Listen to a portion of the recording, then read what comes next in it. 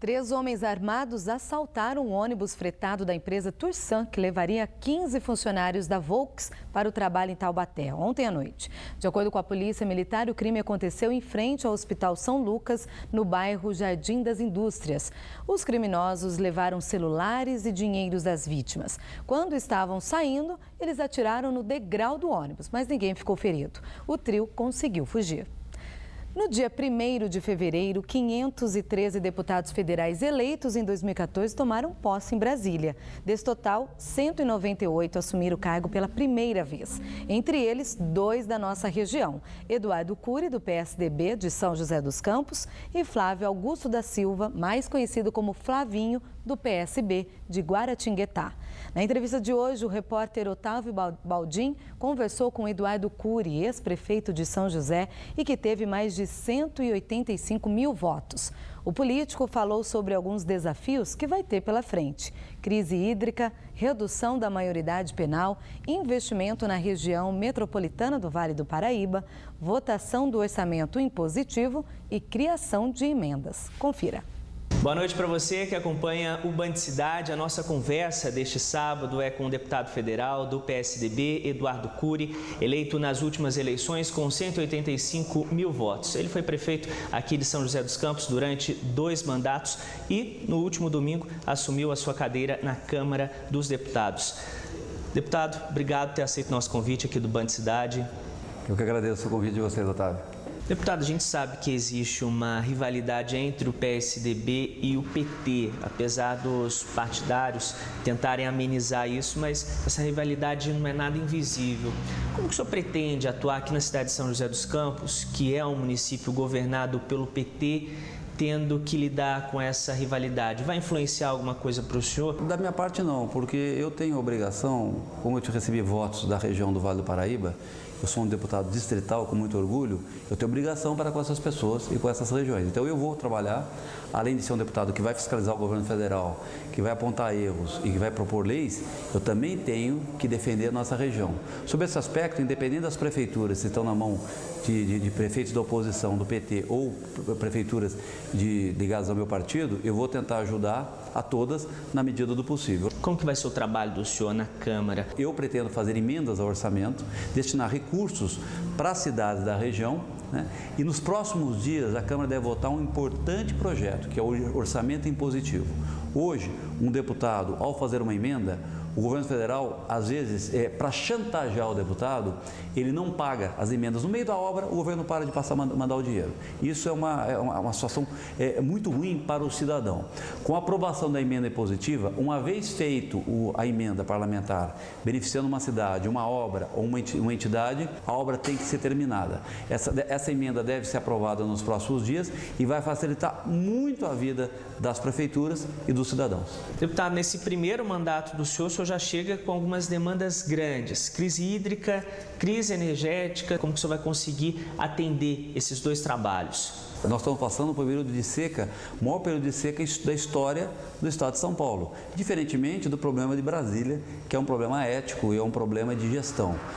No caso, tem que ser feitas as medidas necessárias com investimento em obras e também ter uma nova postura nossa como cidadão em relação ao consumo da água. Essa grande seca, esse problema da estiagem, vai fazer com que todos nós temos que mudar o nosso comportamento. Em relação ao governo do estado, ele já está fazendo uma série de obras, serão aceleradas, né? E agora, independente disso, nós temos que também torcer para que essa estiagem não se perdure do ano que vem, porque aí, senão, as consequências, independente de governo, independente de investimento, nós vamos ter problemas sérios. Deputado, o senhor acha que faltou gestão do governo, do PSDB aqui em São Paulo, para administrar, para fazer ações preventivas com relação à crise hídrica? Ninguém previa essa seca. Eu tive um contato com o Carlos Nobre, que é um dos maiores climatologistas do Brasil, que é daqui de São José, e ele falou: Eduardo, ninguém previu essa seca. Então, se você imagina, há 3 anos atrás, há 4 anos atrás, quando eu era prefeito, eu estive visitando os reservatórios de Paraibuna e Santa Branca, porque eu não sei se vocês lembram, tinha excesso de água, haveria um risco de transbordamento dos nossos reservatórios.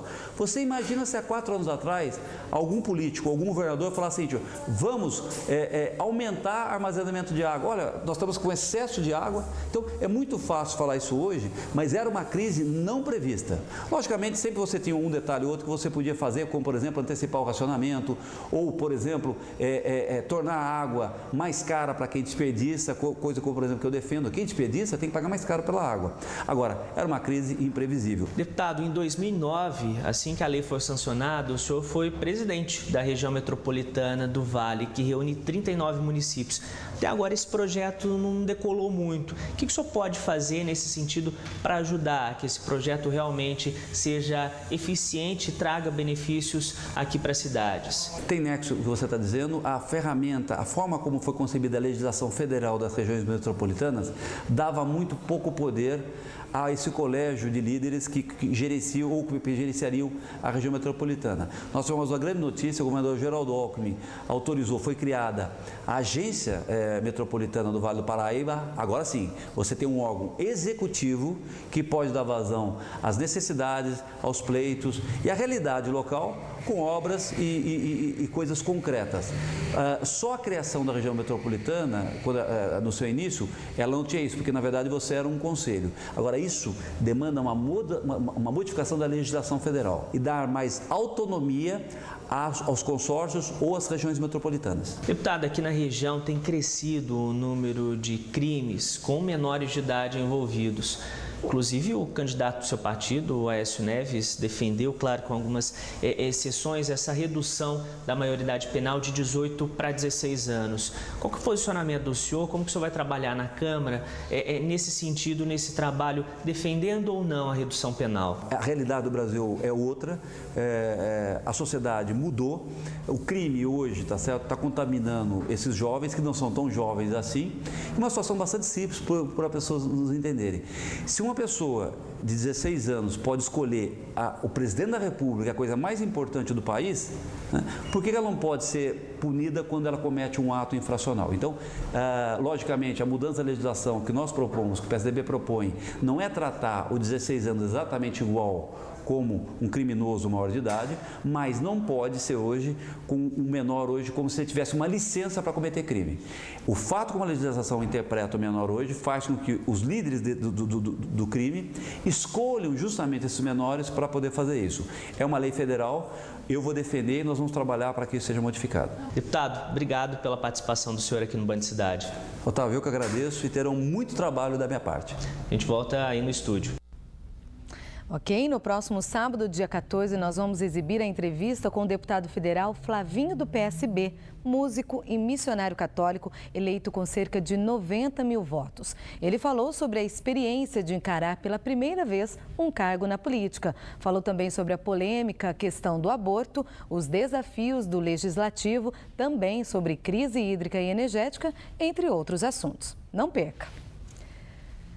O sábado foi de sol na maior parte da região. No litoral, ele apareceu com uma certa timidez, mas o calor imperou tanto na praia quanto no vale. E o domingo segue quente, mas pode chover. Veja na previsão do tempo. Pancadas de chuva estão previstas para o domingo, principalmente no período da tarde. A temperatura máxima terá pequena elevação em parte da região do Alto Vale e Serra da Mantiqueira. Nas demais áreas, não haverá mudanças significativas.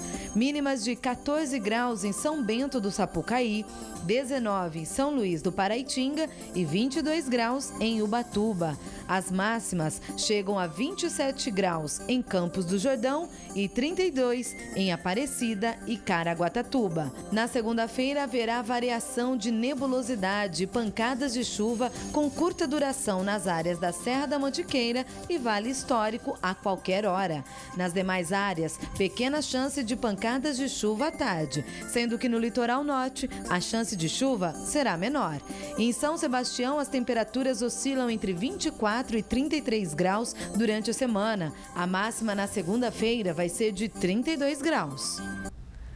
A seguir, as informações do esporte. São Sebastião é sede do torneio de futevôlei na praia de Maresias e ainda tem carnaval antecipado na nossa agenda cultural e muito rock também. O Band Cidade volta já, agora são 7h09.